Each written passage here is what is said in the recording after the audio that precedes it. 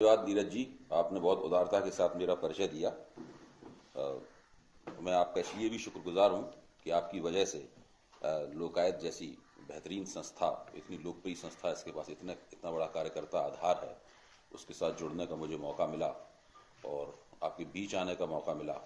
अभी लोकायत के कार्यकर्ताओं के साथ में मेरी बातचीत हो रही थी जो काफ़ी देर चली, जो कि भाषा की समस्या के बारे में थी। वो बातचीत भी बहुत समृद्ध थी। जिस तरह के सवाल मेरे सामने रखे गए और पूछे गए, उससे पता लगता है कि लोकायत के कार्यकर्ता कितने ज़हीन हैं और कितनी अक्लमंदी के साथ में और कितनी साफ नज़र के साथ में वो तमाम राजनीतिक घटनाओं को देखने परखने की कोशिश कर रहे हैं। आज के व्याख्यान का जो विषय है, उस विषय पे आने से पहले थोड़ा सा पुराना हिसाब साफ करना जरूरी है। और वो पुराना हिसाब ये है कि हम सब, ये जो चिंता है कि भारत के सामने कौन सी चुनौतियां हैं, जब से भारत आज़ाद हुआ है तब से ये चिंता लगातार जारी है। और मैं आपको यकीन दिलाता हूं ये चिंता अभी काफ़ी लंबे अरसे तक जारी रहेगी। अब मैं आपको अपना एक तजुर्बा बताता हूं। ये 1990 की शुरुआत की बात है, बिल्कुल शायद 1990 की ही बात है, जब हिंदुस्तान में पीवी नरसिंह राव की सरकार के नेतृत्व में मनमोहन सिंह वित्त मंत्री थे और चिदंबरम साहब इस देश के वाणिज्य मंत्री थे। और इस तिकड़ी ने मिलकर, इस तिगड्डे ने मिलकर हिंदुस्तान में नई अर्थव्यवस्था की, जिसको हम लोग नव उदारतावादी अर्थव्यवस्था कहते हैं। और अगर अंतर्राष्ट्रीय मुद्रा कोष और विश्व बैंक की शब्दावली का इस्तेमाल करें तो ढांचागत समायोजन कार्यक्रम वगैरह इस प्रकार की बहुत ही जटिल और न समझ में आने वाली शब्दावली का इस्तेमाल करके इस अर्थव्यवस्था की व्याख्या की जाती है। इसकी शुरुआत की उसी वक्त, जिस वक्त ये शुरुआत हो रही थी, उसी वक्त ग्रेनेडा के एक अर्थशास्त्री जिनका नाम था डेविसन एल बूधू, वो विश्व बैंक में काम कर चुके थे और उसके बाद से आईएमएफ में काम कर रहे थे। उन्होंने आईएमएफ के अध्यक्ष कैमडेसस के नाम एक लंबा खत लिखा, एक लंबा पत्र लिखा जो अपने आप में किताब की शक्ल के बराबर था। और इस पत्र की, ये पत्र जो है उनका आईएमएफ से इस्तीफा था, अंतर्राष्ट्रीय मुद्रा कोष से वो इस्तीफा दे रहे थे। और उस इस्तीफे को उन्होंने एक आरोप पत्र की शक्ल दी, एक चार्जशीट की शक्ल दी और कैमडेसस के नाम वो पत्र भेजा। उस पत्र का शीर्षक था एनफ इज एनफ। उस पत्र में विस्तार के साथ आंकड़े, तथ्य, ग्राफ और तालिकाओं के जरिए डेविसन बूधू ने यह बताया कि किस तरह ये दोनों संस्थाएं, विश्व बैंक और अंतर्राष्ट्रीय मुद्रा कोष, मिलकर सारी दुनिया में विकासशील देशों को धोखा दे रहे हैं। किस तरह इन दोनों संस्थाओं के भीतर भ्रष्टाचार व्याप्त है। किस तरह दिन रात इनके दस्तावेज झूठ परोसते हैं। और किस तरह जो विकास का जो मॉडल, अर्थव्यवस्था का जो मॉडल ये दोनों संस्थाएं बनाकर विकासशील देशों को थमाते हैं, वो किस तरह वो मॉडल तीसरी दुनिया के देशों के अंदर एक चौथी दुनिया पैदा कर रहा है। एक ऐसी दुनिया पैदा कर रहा है जो सिर्फ भुखमरों की, कंगालों की, उत्पीड़ितों की और बेहालों की दुनिया है। जैसे ही अमेरिका के रेडिकल तत्वों ने उनके इस इस्तीफे को एक पुस्तक की शक्ल में छापा, इसका शीर्षक था एनफ इज एनफ, वैसे ही भारत में भी खबर आ गई। क्योंकि डेविसन बूधू भारतीय मूल के हैं। अगर आप देखें उनके बीच में तो आप पहचान कह नहीं पाएंगे कि ये विदेशी हैं, बिल्कुल हम ही लोगों जैसे लगते हैं देखने में। डेविसन बूधू भारतीय मूल के हैं, तो उनकी ख्याति भारत भी आ गई। और देखते ही देखते क्लॉड अल्वारेस की संस्था गोवा स्थित अदर इंडिया प्रेस ने उसका भारतीय संस्करण प्रकाशित कर दिया।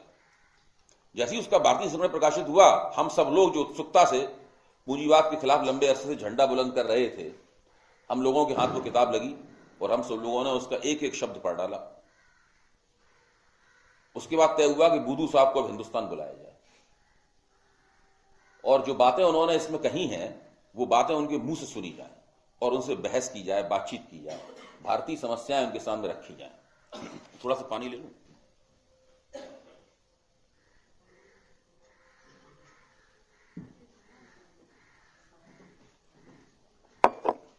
भारतीय समस्याएं उनके सामने रखी हैं। बूधू साहब को निमंत्रित किया गया, वो आए। इंडियन सोशल इंस्टीट्यूट में एक ज़बरदस्त मीटिंग हुई। उस मीटिंग में मधु दंडवते जो पूर्व वित्त मंत्री थे, योजना आयोग के पूर्व सदस्य प्रोफेसर रजनी कोठारी जो हमारी संस्था के संस्थापक भी थे, दो रेडिकल किस्म के वामपंथी अर्थशास्त्री और कई एनजीओ गैर सरकारी संगठनों के कर्ता धर्ता जो कि इसी तरह के जन आंदोलनों से जुड़े हुए थे, बड़े पैमाने पर सीपीएम के लोग और कई नारीवादी संगठनों के लोग, कई तरह के रेडिकल पत्रकार जिनमें मैं भी शामिल था, वो तमाम लोग उस मीटिंग में शरीक हुए। ध्यान कीजिए, उस मीटिंग में एक भी दक्षिणपंथी नहीं था, एक भी राष्ट्रीय स्वयंसेवक संघ का व्यक्ति नहीं था। उस मीटिंग में एक भी भारतीय जनता पार्टी का व्यक्ति नहीं था। सारे के सारे लोग या तो वामपंथी थे, या गांधीवादी थे, या लोहियावादी थे।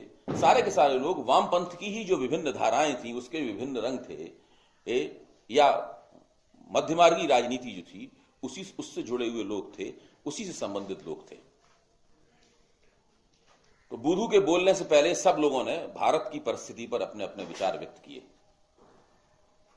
और उन विचारों में उन्होंने बड़े उत्साह और कुशलता के साथ बड़े वाग वैदग्ध्य का परिचय देते हुए नई अर्थनीति का भारत की जनता के ऊपर जो बुरा असर पड़ रहा है और भारतीय अर्थव्यवस्था पर उसका जो बुरा असर पड़ रहा है, उसका बड़ा दिल हिला देने वाला खाका खींचा। डेविसन बूधू इस सब बातचीत को कम से कम 2.5 घंटे तक निर्लिप्त भाव से चुपचाप बैठे हुए सुनते रहे। मैं आश्चर्य से देख रहा था कि उनके चेहरे पे कोई भी शिकन नहीं आ रही है, किसी किस्म का भाव नहीं आ रहा है। ऐसा लग रहा था जैसे वो सुन ही नहीं रहे हो। और एक आध बार बीच में उन्होंने अपनी आंखें भी बंद कर ली और वो अपने सुनते रहे। फिर जब उनके बोलने का नंबर आया तो उन्होंने खड़े होकर कहा कि आप लोग ये सब जो बातें कर रहे हैं, इन बातों का कोई मतलब नहीं है। अगर आप वास्तव में अंतर्राष्ट्रीय मुद्रा कोष और विश्व बैंक के आर्थिक मॉडल का कोई विकल्प तैयार करना चाहते हैं, तो आपको वो आर्थिक प्रश्न की तरह उसको नहीं देखना चाहिए। वो एक सामाजिक और राजनीतिक प्रश्न है। उसके लिए आपको एक सामाजिक और राजनीतिक क्रांति करनी पड़ेगी, और उस क्रांति करने की प्रक्रिया में न केवल आपको राज्य की संस्था के ऊपर कब्जा करना पड़ेगा, मतलब मौजूदा सरकार का तख्ता उलट देना पड़ेगा, व्यवस्था का तख्ता उलट देना पड़ेगा, बल्कि आपको उस क्रांति की प्रक्रिया में इस देश की पूरी जनता को एक खास तरह की जीवन शैली गुजारने के लिए तैयार करना होगा। एक ऐसी जीवन शैली गुजारने के लिए तैयार करना होगा जो पूंजी के उत्तरोत्तर विकास और विस्तार से बंधी हुई ना हो।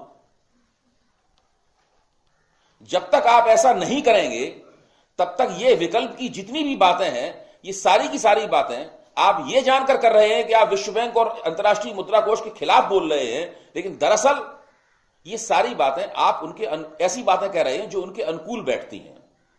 आईएमएफ, वर्ल्ड बैंक इन बातों से चिंतित नहीं होता, इस तरह की गोष्ठियों से और इस तरह के भाषणों से।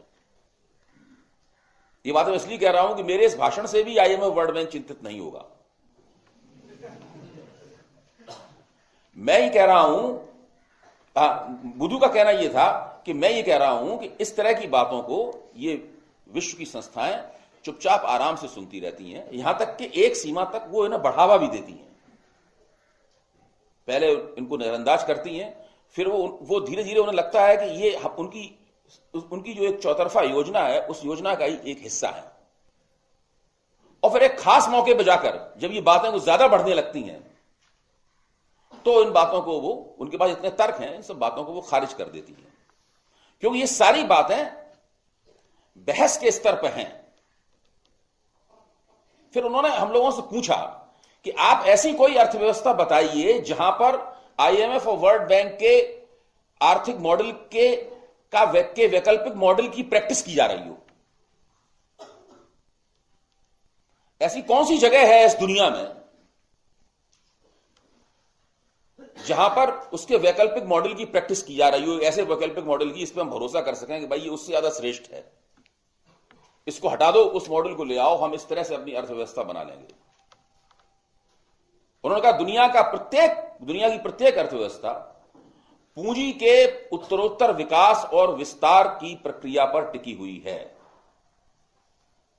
कमोवेश 19-20, 18-19 या 20 सभी अर्थव्यवस्थाएं उपभोक्ताओं की उपभोग की जो लालसाएं हैं, उन लालसाओं को संतुष्ट करने के आधार पर टिकी हुई हैं। यह हो सकता है कि कहीं उसके ऊपर समाजवादी नैतिकता का आवरण उड़ा दिया गया हो, कहीं पे उसको कुछ कह और कोई दूसरा नाम दे दिया गया हो, लेकिन दरअसल सार तत्व में ये सभी अर्थव्यवस्थाएं एक ही हैं। जब बूदू ने ये बड़े चुनौतीपूर्ण अंदाज में ये बात कही, और आपको जान के ताज्जुब होगा कि उस वक्त विश्वनाथ प्रताप सिंह की सरकार में मंत्री रह चुके, वित्त मंत्री रह चुके मधु दंडवते भी वहां बैठे हुए थे, प्रोफेसर रजनी कोठारी बैठे हुए थे, जो मेरे राजनीति शास्त्र मैंने जितनी पढ़ी है उसके वो गुरु हैं और हमारी संस्था के संस्थापक भी हैं, और भी बहुत से लोग बैठे हुए थे। उनमें से किसी ने बूदू की इस चुनौती का कोई जवाब नहीं दिया। सब लोग चुपचाप सुनते रहे। फिर एक सवाल यह भी उठा कि जब भी विकल्प की बातें करने वालों के हाथ में सत्ता आती है, तब वो क्या करते हैं? जो लोग वैकल्पिक अर्थव्यवस्था की दावेदारियां कर रहे हैं, जो आईएमएफ और विश्व बैंक की प्रस्तावनाएं हैं, उन प्रस्तावनाओं को ठुकराना चाहते हैं और उनके खिलाफ भाषण देते हैं, रैली करते हैं, जनता की गोलबंदी करते हैं, जब उनके पास सत्ता आती है, थोड़े ही समय के लिए आती हो, कभी भी आती हो, तो ऐसा कोई मॉडल वो पेश करते हैं, ऐसा कोई नमूना पेश करते हैं जो एक विकल्प ले आए? इस बात का भी किसी ने कोई जवाब नहीं दिया। मित्रों, मैंने ये एक पुराना उदाहरण आपके सामने इसलिए रखा है कि आज भी लगभग कमोवेश यही स्थिति है। दुनिया के किसी भी कोने में, कम से कम मुझे नहीं पता है, अगर मुझे पता हो तो मेरी ज्ञान, अगर किसी दूसरे को पता हो तो वो आज के कार्यक्रम में जरूर मेरी ज्ञान वृद्धि करे, कि जो विकास का जो मौजूदा मॉडल है, जिसके ऊपर पूंजीवाद की, नव उदारतावाद की, आईएमएफ और विश्व बैंक की, और अब तो विश्व व्यापार संगठन, वर्ल्ड ट्रेड ऑर्गेनाइजेशन बन चुका है, उन दोनों बहस चल रही थी कि वो भारत बनना चाहिए कि नहीं बनना चाहिए, और भारत को उसके बनने का समर्थन करना चाहिए नहीं करना चाहिए, और अगर बन जाए तो उसका सदस्य होना चाहिए कि नहीं होना चाहिए। चीन इस मामले में सबसे आगे था, वो सबसे पहले, हालांकि वो माओ सेतुंग की, भारत गांधी जी की विरासत का दावा कर रहा था, चीन के पास माओ सेतुंग की विरासत थी, जो गांधी जी की विरासत से देखने में बड़ी रेडिकल लगती थी। उसने न केवल विश्व व्यापार संगठन WTO बनने का समर्थन किया, बल्कि सबसे पहले कूद के उसका सदस्य बना।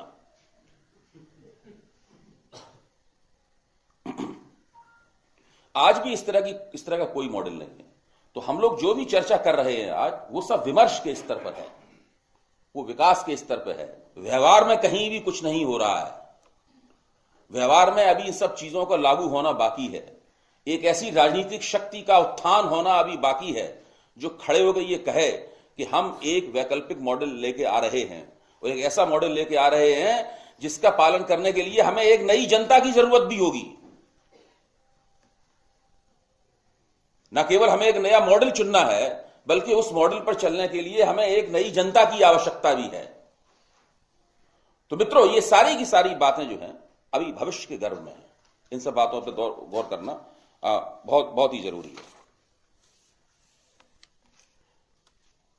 ठीक जिस समय डेविसन बूदू की यह गोष्ठी चल रही थी भारत में, उसी समय राष्ट्रीय स्वयंसेवक संघ के दफ्तरों में और उसकी जो निर्णयकारी संस्थाएं थीं और उसके जो रणनीतिकार थे, उनकी बैठकों में एक प्रश्न पर विचार चल रहा था। वो प्रश्न ये था कि हमारी आर्थिक नीति क्या हो, यानी हम नरसिंह राव सरकार की जो अर्थनीति है उसके प्रति हमारा रुख क्या हो। क्योंकि ऐतिहासिक रूप से राष्ट्रीय स्वयंसेवक संघ और उसका जो राजनीतिक बाह थी, जो भारतीय जनसंघ, वो नेहरू की अर्थनीति को और उसके बाद इंदिरा गांधी की अर्थनीति को सरकारी समाजवाद कहकर उसकी निंदा किया करता था। उसने बैंकों के राष्ट्रीयकरण का भी विरोध किया था, और किसी भी किस्म की समता मूलक राजनीति को वो शक की निगाह से देखता था।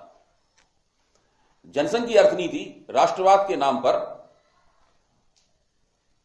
स्थानीय पूंजी और कभी कभी छोटे और मझोले पूंजीपतियों के सब समर्थन की अर्थनीति थी।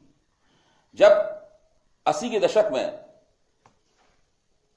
भारतीय जनता पार्टी के रूप में उसका दूसरा संस्करण सामने आया, जिसकी अध्यक्षता अटल बिहारी वाजपेयी के हाथ में थी और उनके मुख्य लेफ्टिनेंट थे लाल कृष्ण आडवाणी, तब जनसंघ ने छोटी और तब भारतीय जनता पार्टी ने छोटी और मझोली पूंजी की भी पैरोकारी करना बंद कर दी और उसने खुलकर बड़ी पूंजी की पैरोकारी करना शुरू कर दी।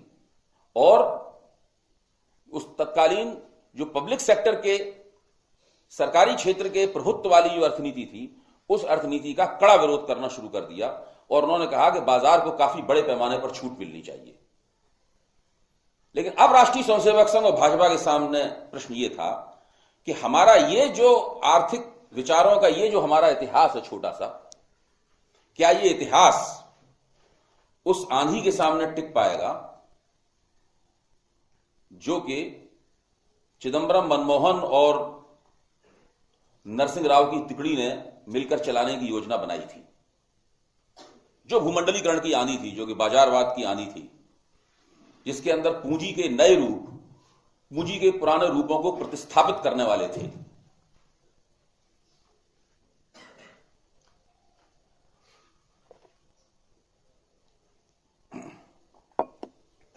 और उन्हीं लगातार होने वाली बैठकों, कम से कम साल 2 साल तक चलने वाले विचार विमर्श के बाद में राष्ट्रीय स्वयंसेवक संघ ने तय किया कि उसे अपना आर्थिक प्रश्न पर अपना रवैया बदलना होगा।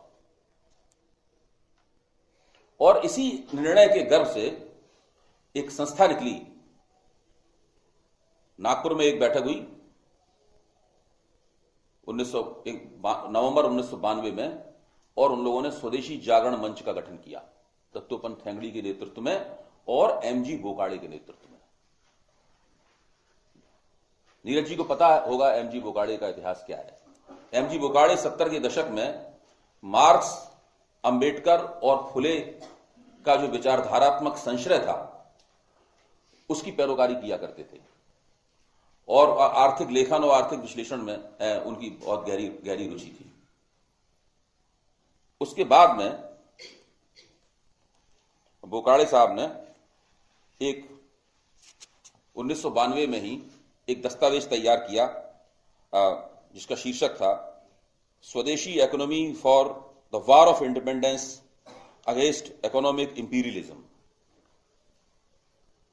और दस्तावेज तैयार करने से उन्हें संतोष नहीं हुआ, उसी साल उन्होंने एक पूरी किताब भी लिख दी। इस किताब का शीर्षक था हिंदू इकोनॉमिक्स। उसके बाद में आरएसएस और बीजेपी के जो सर्किल्स में ये दोनों, एक दस्तावेज और ये पुस्तक जो है वो घूमने लगी। अटल बिहारी वाजपेयी के सामने भी हिंदू इकोनॉमिक्स किताब गई। तो राष्ट्रीय स्वयंसेवक संघ के उस पुराने स्वयंसेवक ने, जिसके हाथ में भारतीय जनता पार्टी का नेतृत्व था, वो पूरी पुस्तक पढ़ी। पूरी पुस्तक पढ़ने के बाद वाजपेयी जी ने एक सवाल पूछा, लेकिन हिंदू इकोनॉमिक्स में पूंजी कहां से आएगी? क्योंकि पूंजी की व्यवस्था करने का कोई प्रावधान जो है उस पूरी पुस्तक में बोकाड़े साहब ने नहीं किया था।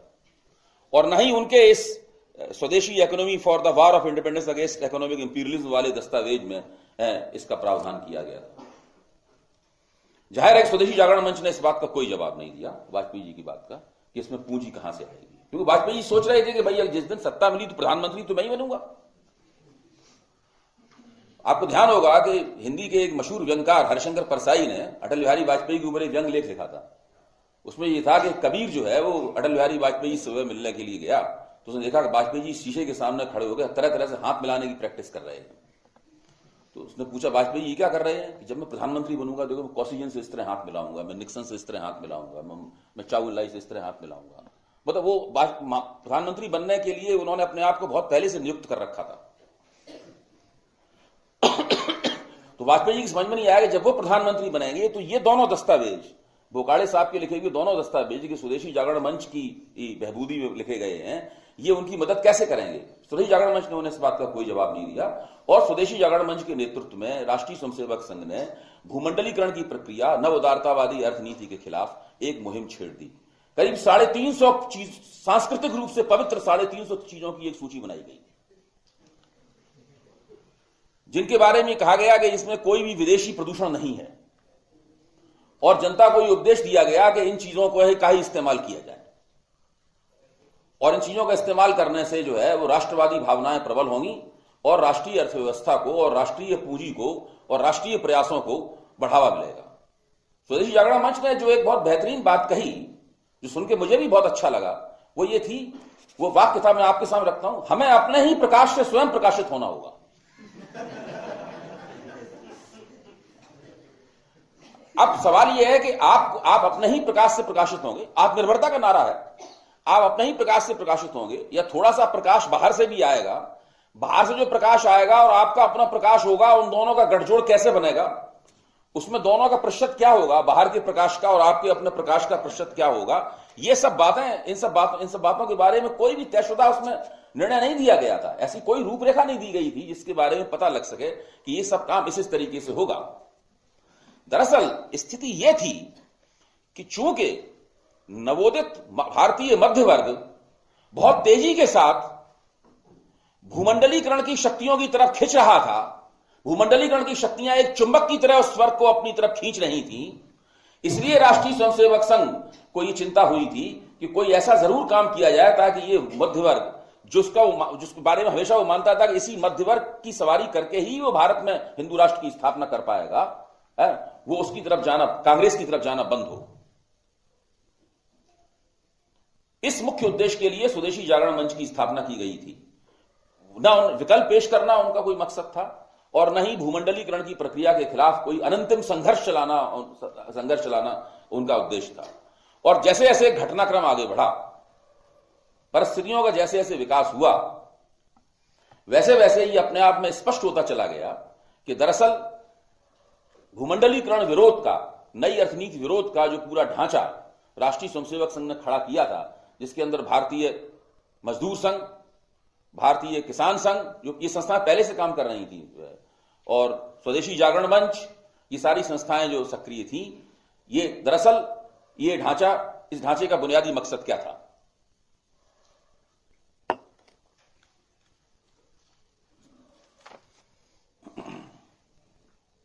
देखिए, इसके ठीक 3 साल बाद, जब 1992 में ये सब दस्तावेज सामने आ गए और आरएसएस और भाजपा के अपने हलकों में ये बहस खूब हो गई, ठीक 3 साल बाद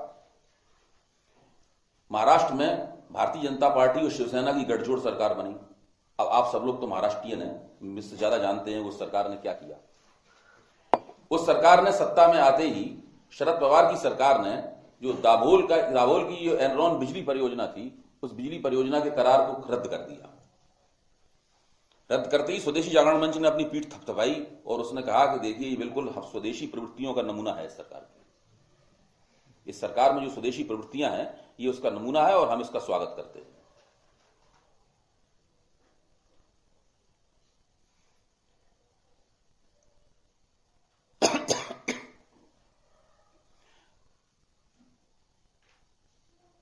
चुनाव जीतने के बाद में दाभोल के साथ में इसी गठजोड़ ने दोबारा एनरॉन के साथ में बातचीत चलाई और पहले से भी ज्यादा गर्हित और नुकसानदेह शर्तों पर समझौता किया, और उस समझौते की सारे देश में आलोचना हुई। जब वो मामला अदालत में ले जाया गया तो भाजपा के वकील ने साफ तौर पर कह दिया कि हमने दाभोल परियोजना के खिलाफ जो मुहिम चलाई थी, वो उसके पीछे मकसद चुनाव जीतना भर था केवल। ये पहला सबूत था, जो ठोस सबूत है, जो दस्तावेज बंद सबूत है। अगर आप उसको देखेंगे तो आपके सामने स्पष्ट हो जाएगा कि स्वदेशी जागरण मंच किस सीमा तक ही केवल जाता है। अभी नरेंद्र मोदी की सरकार बनने के बाद क्या हुआ, इस बात की ये इतिहास में आपको इसलिए बता रहा हूं कि ये पूरी प्रक्रिया चलती कैसे है। भूमंडलीकरण का विरोध करने की, नई अर्थनीति का विरोध करने की प्रक्रिया कैसे चलती है, किस जगह जाकर यह प्रक्रिया स्खलित होती है और कहां पर जाकर यह प्रक्रिया पूरी तरीके से उलट जाती है। इसके छोटे से इतिहास को अगर हम समझ लेंगे तो हमें इस पर आगे से बात करें। और जब यह साबित हो गया कि इस सरकार इस समझौते को दोबारा करने के पीछे किसी किस्म की स्वदेशी प्रवृत्ति नहीं है, उसके बावजूद स्वदेशी जागरण मंच ने महाराष्ट्र की भाजपा शिवसेना सरकार के खिलाफ कोई मुहिम नहीं चलाई। वो चुपचाप हाथ पर हाथ रखकर अपनी जगह पर बैठ गया। उसके बाद केंद्र में अटल बिहारी वाजपेयी की सरकार बन गई। पहले 13 दिन की सरकार बनी, फिर 13 महीने की सरकार बनी, और उसके बाद में फिर पूरी तरह उन्हें बहुमत प्राप्त हो गया। जब सरकार बनी तो फिर जिस वक्त आडवाणी जी संसद के केंद्रीय कक्ष में भाषण देते हुए राष्ट्रीय स्वयंसेवक संघ के देश भर में फैले हुए स्वयंसेवकों के परिश्रम के प्रति धन्यवाद दे रहे थे। उनकी वजह से ये सरकार बनी। वो मशहूर भाषण है लालकृष्ण आडवाणी का। उन्होंने संसद में भाषण देते हुए कहा था कि राष्ट्रीय स्वयंसेवक संघ के स्वयंसेवकों ने जो मेहनत की है, बिना उसके ये पूरी सरकार नहीं बन सकती थी। धन्यवाद दे रहे थे। उस वक्त संघ के झंडे वाला, दिल्ली के झंडे वाला स्थित कार्यालय में इस बात पर विचार विमर्श चल रहा था कि इस नई सरकार का वित्त मंत्री कौन होगा। अटल बिहारी वाजपेयी की पसंद थी कि जसवंत सिंह को वित्त मंत्री बनाया जाए, क्योंकि नरसिंह राव के जमाने में जसवंत सिंह भाजपा की तरफ से पहले से ही एक शैडो फाइनेंस मिनिस्टर की भूमिका अदा कर रहे थे। लेकिन राष्ट्रीय स्वयंसेवक संघ ने जसवंत सिंह का नाम खारिज कर दिया। उनका मानना था कि हमारी कतारों में से ये बंदा नहीं आया है। हाँ, दूसरे, ये पुराना स्वतंत्र पार्टी जो थी राजो महाराजाओं की, मतलब जो है, ये उसके एजेंडे को लागू कर सकता है, उसकी तरफ इस व्यक्ति का रुझान हो सकता है। उन्होंने पहले सोचा कि हम अपनी कतारों से किसी व्यक्ति को वित्त मंत्री के पद के लिए भेजें। फिर उन्होंने कहा कि ये उचित नहीं होगा। आदमी हमारी कतारों के बाहर का ही होना चाहिए, लेकिन ऐसा होना चाहिए जो कि हमारे एजेंडे को ठीक से लागू करे। तो उन्होंने यशवंत सिन्हा का नाम तय किया। यशवंत सिन्हा भी राष्ट्रीय स्वयंसेवक संघ की कतारों से नहीं आए थे, लेकिन वो जानते थे, राष्ट्रीय स्वयंसेवक संघ जानता था कि ये जब चंद्रशेखर प्रधानमंत्री थे और यशवंत सिन्हा चंद्रशेखर के वित्त मंत्री थे, उस वक्त यशवंत सिन्हा ने क्या किया था। यशवंत सिन्हा का वो 4 महीने का इतिहास आरएसएस के नेताओं को ठीक से पता था। उन्होंने यशवंत सिन्हा का नाम तय किया। यशवंत सिन्हा ने ही वित्त मंत्री के तौर पर शपथ ली। आपको ध्यान होगा कि 1998 तक भारतीय जनता पार्टी का चुनावी अभियान और आर्थिक नीति पर उनका रुख क्या था। उसको मुरली मनोहर जोशी की घोषणा थी,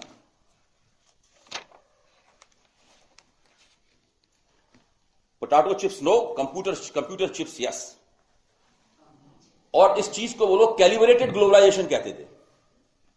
इस चीज को भारतीय जनता पार्टी वाले कहते थे कि हम ग्लोबलाइजेशन के वैसे खिलाफ नहीं है, लेकिन कैलिब्रेटेड ग्लोबलाइजेशन होना चाहिए। केवल अधिसंरचनात्मक क्षेत्रों में ही विदेशी पूंजी का सिलेक्टिव आगमन, चुनिंदा आगमन, सीमित और नियंत्रित आगमन को इजाजत दी जा सकती है।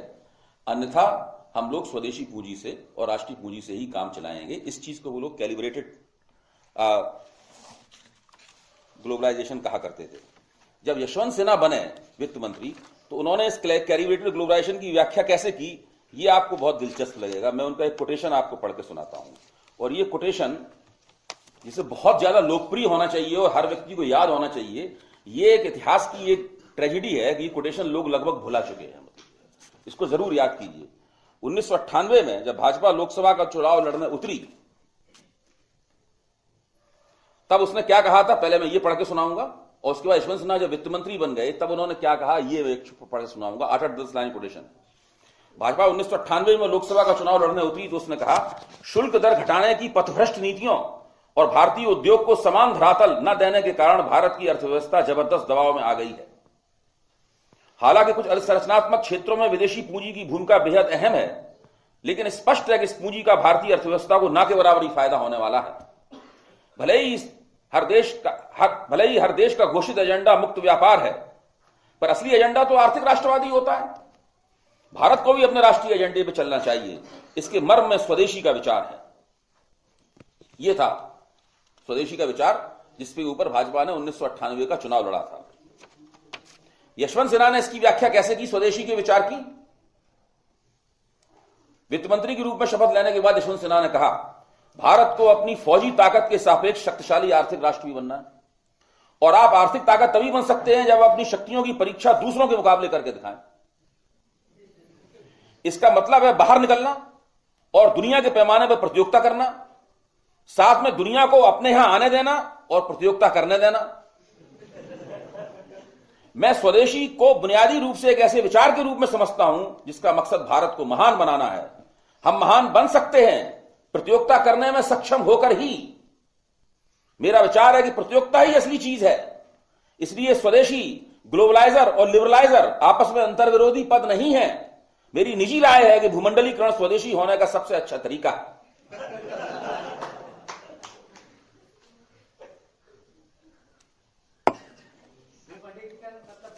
ग्लोबलाइजेशन, इसको कई तरह से कुछ लोग जगतीकरण कहते हैं, जगतीकरण कहते हैं, हाँ जगतीकरण कहते हैं।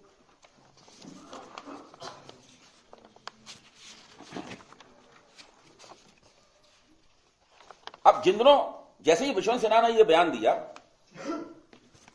उनके बयान की जबरदस्त आलोचना हुई। अब यह आलोचना स्वदेशी जागरण मंच को भी करनी थी। अभी तक वो चुप कैसे बैठ सकता था? तो वहां भी सुगबुगाहट थोड़ी शुरू हुई कि अगर वो चुप बैठ जाता, लोग पूछते भाई अब क्यों नहीं बोल रहे हो, अब तो बोलो। तुम्हारा स्वदेशी का मामला तो पूरी तरीके से पलट दिया गया, इसको सैबोटाज ही नहीं किया गया, इसको तो खुले मैदान में पलट दिया गया। अब 1995 में भारतीय जनता पार्टी के एक बड़े संगठन मंत्री थे जो उन दोनों केंद्रीय स्तर पर बड़े महत्वपूर्ण थे, उनका नाम था भटकलकर साहब। भटकल साहब ने एक इंटरव्यू दिया। उन्होंने बताया कि भाजपा के अंदर जबरदस्त इस वक्त ऊहापोह चल रहा है। जो यशवंत सिन्हा ने कहा है और स्वदेशी जागरण मंच ने उसके खिलाफ जो स्टैंड लिया है, जो बयानबाजी हुई है, वो बयानबाजी दरअसल एक अंतर्द्वंद की अभिव्यक्ति है जो कि भारतीय जनता पार्टी के भीतर जो है वो हो रही है। उन्होंने कहा है कि हमें पता है कि हम उपभोक्तावाद खत्म नहीं कर सकते। हर कोई एक अच्छी सी नौकरी, अच्छा सा घर, एक कार और एक सुंदर बीवी चाहता है। सरकार में आने पर इस हकीकत के कारण हम पर जो दबाव पड़ रहा है उसके बारे में सोचकर मुझे बड़ी चिंता होती है। हम सत्ता में आ गए हैं, अब मैं यह सोचकर डर जाता हूं कि हमसे जो उम्मीदें की जाएंगी उनका क्या होगा। लोग शिक्षा, अधिसंरचनात्मक सुविधाओं और उत्तम जीवन की मांग करेंगे, जबकि यहां तो गरीबी, अशिक्षा और बीमारी की ही बहुतायत है। मैं आपको ये सब बातें इसलिए बता रहा हूं, ये पुरानी इतिहास की बातें हैं, लोगों ने इनको भुला दिया है। लेकिन इन सब बातों को एक बार याद कर लेने से एक तो ये समझ में आ जाएगा कि ये सरकार क्या करने जा रही है, तो उसके पीछे कारण क्या है।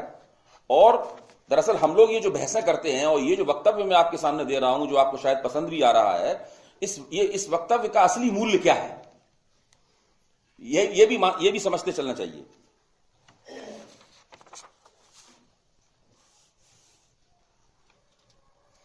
देखते देखते यशवंत सिन्हा और अटल बिहारी वाजपेयी के नेतृत्व में अटल जी की सरकार स्वदेशी के वायदे से 180 डिग्री घूम गई। जब वो विपक्ष में थी तो बीमा क्षेत्र में विदेशी पूंजी का उसने विरोध किया था। सरकार में आते ही बीमा क्षेत्र में 40% प्रत्यक्ष विदेशी निवेश के सवाल पर उसने अपनी मोहर लगाई। जब वो विपक्ष में थी तो पेटेंट कानून बदलने का उसने विरोध किया था और सरकार में आते ही उन्होंने पास कराया। उन्होंने उत्पाद को ही नहीं बल्कि पहले प्रक्रिया को पेटेंट कराने की बात करती थी, अब उत्पाद को पेटेंट कराना, प्रोडक्ट को पेटेंट कराने पर राजी हो गई। जब वो विपक्ष में थी तो वो वर्ल्ड ट्रेड ऑर्गेनाइजेशन बनाने का विरोध करती थी और पक्ष में आते ही वो उसका समर्थन करने लगी और भारत को उसमें शामिल करा दिया। पहले वो प्राथमिक क्षेत्रों में ही केवल प्रत्यक्ष विदेशी निवेश लाने के पक्ष में थी, लेकिन सरकार में आई तो तंबाकू और शराब जैसे क्षेत्रों में जो किसी भी कीमत पर प्राथमिक क्षेत्रों में नहीं माने जा सकते, उनके अंदर भी विदेशी निवेश कराने पर वो लोग राजी हो गए। स्वदेशी जागरण मंच ने इस सब के खिलाफ कोई मुहिम नहीं चलाई। मुझे कम से कम याद नहीं पड़ता स्वदेशी जागरण मंच ने भारतीय जनता पार्टी की सरकार के इन कदमों के खिलाफ कभी कोई मुहिम चलाई हो। वो दरअसल चुप बैठा रहा।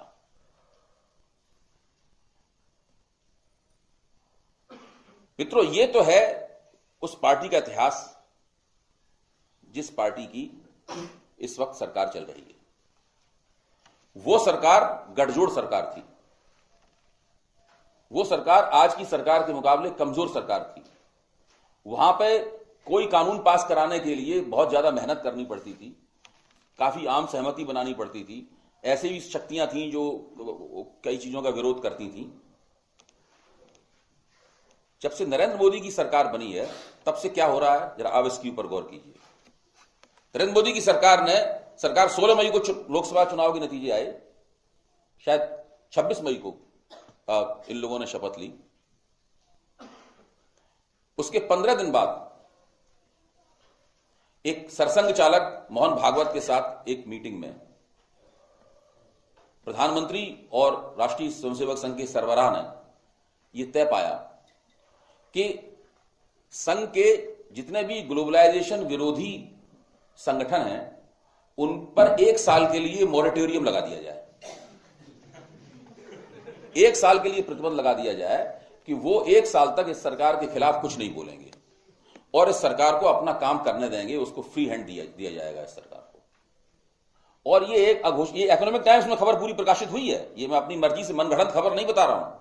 अगर आप इकोनॉमिक टाइम्स की नेट पर फाइलें देखें तो वहां बड़े आराम से 3 कॉलम की खबर थी ये।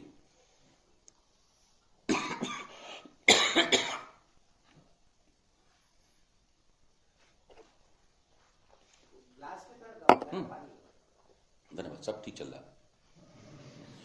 मैं ये कह रहा हूं कि ये जो प्रतिबंध लगाया गया, ये प्रतिबंध अटल बिहारी वाजपेयी की सरकार के पास इतनी हिम्मत नहीं थी कि वो तत्कालीन सरसंघचालक के पास जाए और कहे कि इन लोगों से कहिए कि अपना मुंह बंद कराएं। वो लोग बीच बीच में तरह तरह की बातें सरकार के खिलाफ बोलते रहते थे, जिससे उनकी जो संघ की जो राष्ट्रवादी वैधता थी, उस वैधता को भी पानी मिलता रहता था।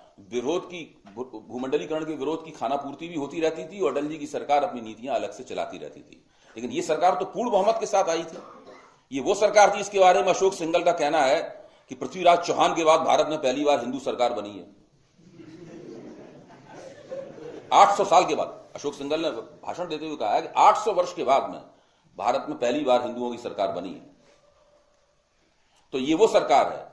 तो इस सरकार का प्रधानमंत्री गया, उसने सरसंघचालक से ये कहा कि इन लोगों से कहिए कि ये लोग थोड़े दिनों के लिए चुपचाप बैठें, तो हम लोग करेंगे। सरसंघचालक ने कहा कोई चिंता की बात नहीं है, इन लोगों को, ये लोग जिस पर्पस के लिए, जिस उद्देश्य के लिए इन लोगों का निर्माण किया गया है, वो उद्देश्य मोटे तौर पर पूरा हो चुका है। ये लोग अब ये लोग जो है वो अब चुपचाप बैठेंगे। और उन्होंने 1 साल के लिए उनके ऊपर पाबंदी लगा दी। उस पाबंदी संतुष्ट होकर संसद में नए कानून, कारपोरेट समर्थक कानून, भूमि अधिग्रहण कानून वगैरह सब लेके और तरह तरह के बीमा क्षेत्र वगैरह के तमाम सारे जो विधायी कार्य है लेकर ये सरकार पेश हुई। वहां पे क्या किया, उन लोगों ने कहा ठीक है, हमारे आर्थिक जो भूमंडलीकरण विरोधी धारा है राष्ट्रीय स्वयंसेवक संघ की, उस पर प्रतिबंध लगा दिया गया है, लेकिन जो सांस्कृतिक राष्ट्रवाद की धारा है उस पर तो कोई प्रतिबंध नहीं लगाया गया। उन लोगों ने दूसरी तरफ से,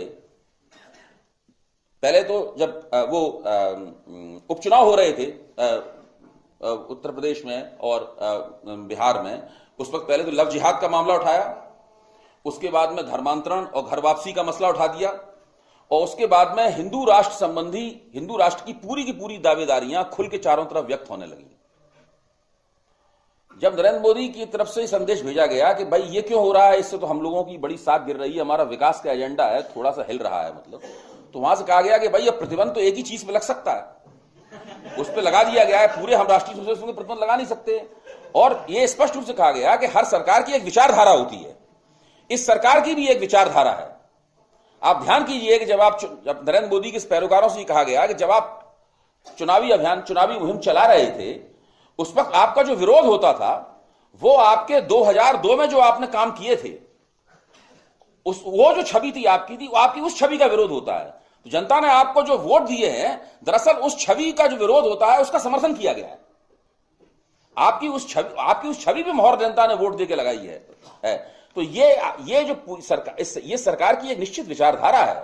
ये सरकार वही है जिसका गडकरी ने पिछले दिनों 2-3 दिन पहले ही बयान दिया है कि ये राम की जय बोलने वालों की सरकार है, रामलला की जय बोलने वालों की सरकार है। जब उत्तर लखनऊ जाकर इन्होंने बयान दिया है, दूसरी प्रक्रिया शुरू हो गई। इस प्रक्रिया का नरेंद्र मोदी को नुकसान यह हुआ कि संसद में हंगामा होने लगा, और पहले लोकसभा में हंगामा हुआ, लेकिन लोकसभा में तो उनके पास बहुमत था, उन्होंने अपने विधेयक वगैरह पास कर दिए। लेकिन जब वो राज्यसभा में गए तो राज्यसभा में विपक्ष ने वो नहीं चलने दिया, और बार बार साध्वी निरंजन ज्योति ने कहा कि मुसलमान या राम यादव की सरकार चाहिए या उनकी सरकार चाहिए, ये कहा, और लगातार इस तरह के तमाम वक्तव्य आते गए।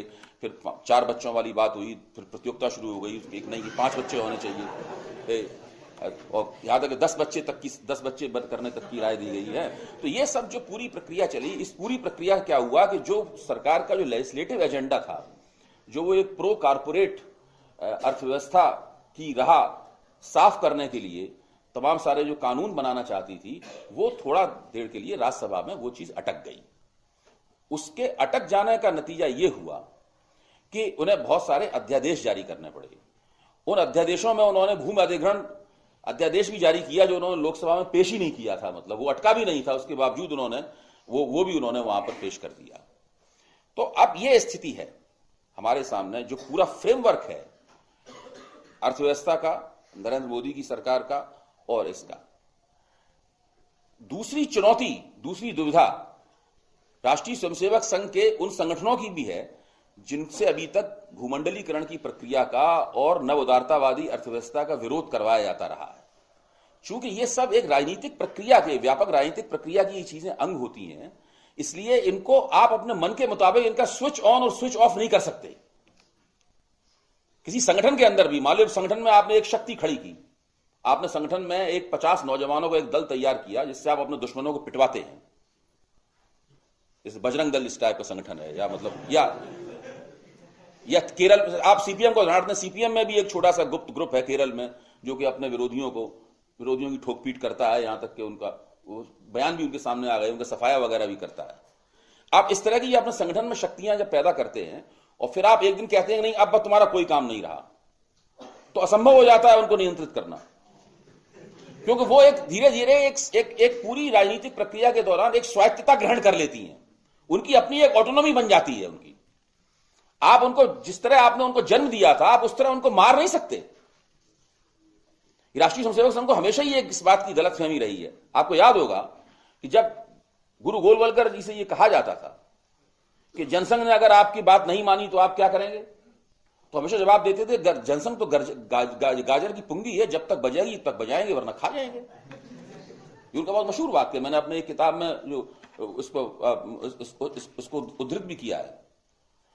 अब स्थिति यह है कि भारतीय जनता पार्टी एक इतनी बड़ी पार्टी बन गई है कि राष्ट्रीय स्वयंसेवक संघ चाहे भी तो उसको भंग नहीं कर सकता, उसको नियंत्रित करके ही चलाना होगा।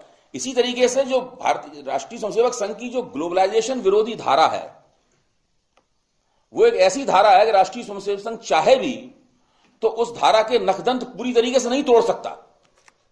प्रतिबंध लगाने के बावजूद भी, जो 1 साल के लिए प्रतिबंध लगाया गया है, तब भी बीच बीच में उन्हें कुछ करना पड़ता है, उन्हें बीच बीच में हड़तालों में भाग लेना पड़ेगा, बीच बीच में उन्हें इसके पक्ष में, इसके खिलाफ जो भूमि अधिग्रहण कानून है इसके खिलाफ खड़ा करना पड़ेगा। और हो सकता है कि राष्ट्रीय स्वयंसेवक संघ को वास्तव में उस धारा की जरूरत भी पड़े।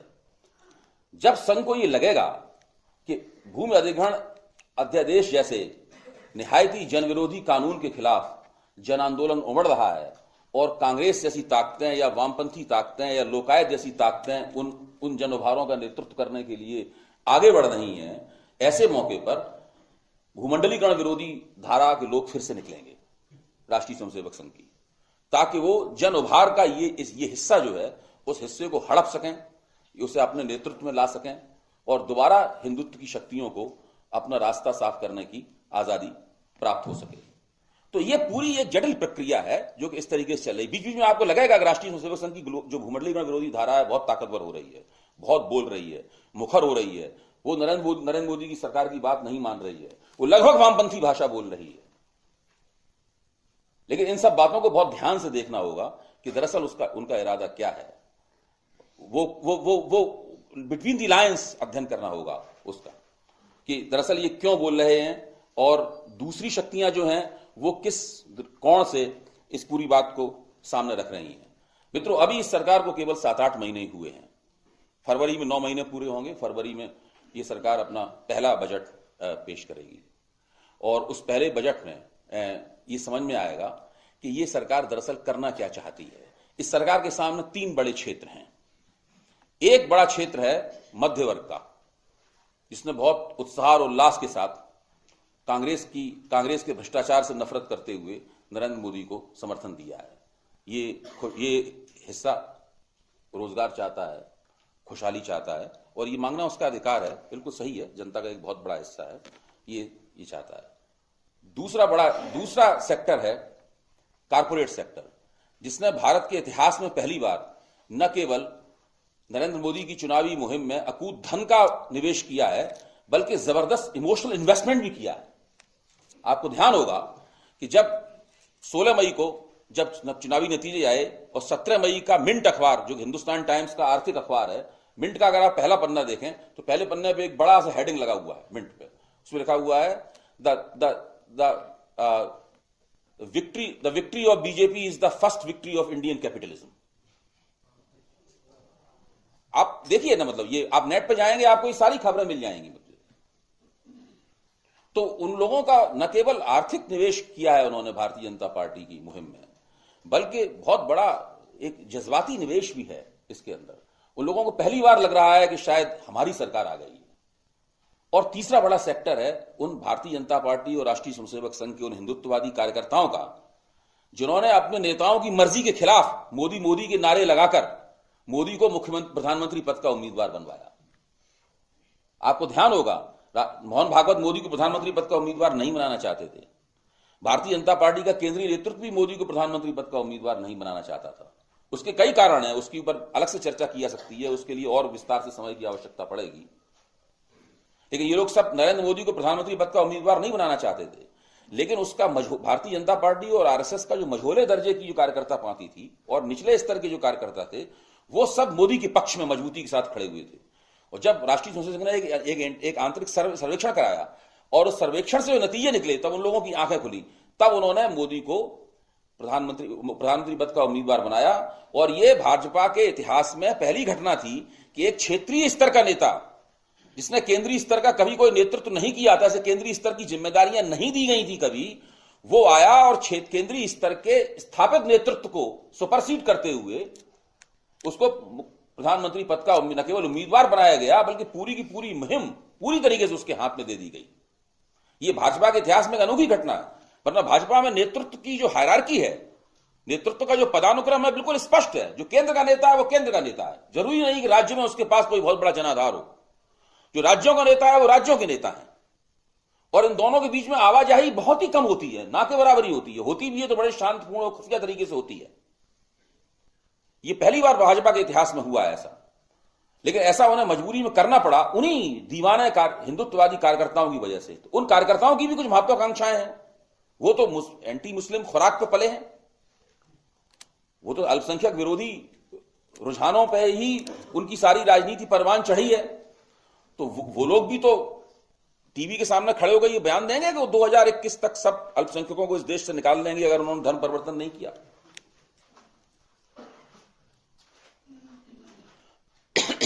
तो ये जो तीन सेक्टर हैं पूरे बड़े, मतलब जो है मोदी की सरकार को, मोदी के फरवरी के बजट को इन तीनों सेक्टरों को संबोधित करना है। उन्हें मध्यवर्ग की, भारत के उभरते हुए मध्यवर्ग की महत्वाकांक्षाएं भी पूरी करनी है।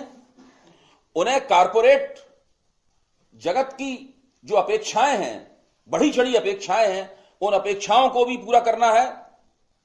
और जो कट्टरपंथी हिंदुत्ववादी कार्यकर्ता पंक्ति है, उसकी भावनाओं को भी स्पर्श करना है। अब ये देखने की बात है कि उस बजट से मोदी और अरुण जेटली मिलकर ये अनूठा कमाल कैसे करते हैं। अगर वो ये कमाल कर पाए तो ये दुनिया के इतिहास में एक सबसे विचित्र बात होगी।